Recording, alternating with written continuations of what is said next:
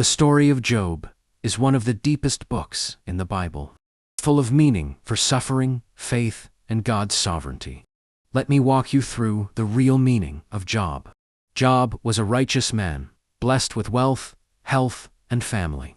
Satan challenged God, saying Job only served him because of blessings. God allowed Satan to test Job. Job lost his children, wealth, and health.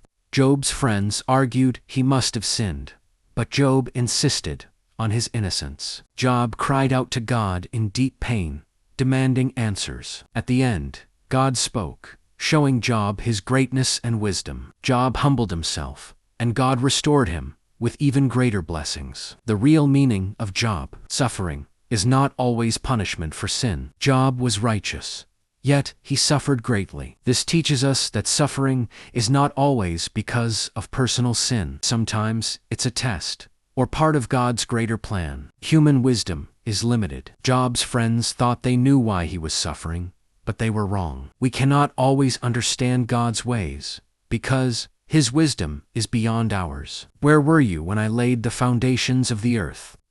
Job 38:4. God is sovereign over suffering. Satan had to ask permission from God to test Job. This shows that evil is limited, and God is still in control.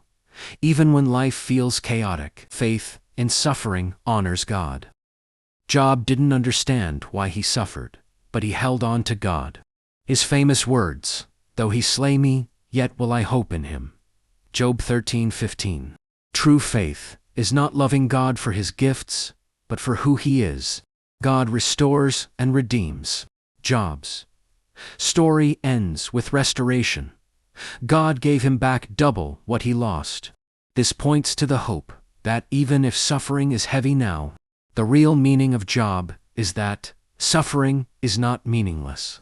Even when we don't understand, God is in control. His wisdom is higher than ours, and God has a plan for renewal, both in this life or in eternity. He uses trials to deepen our faith and reveal His glory.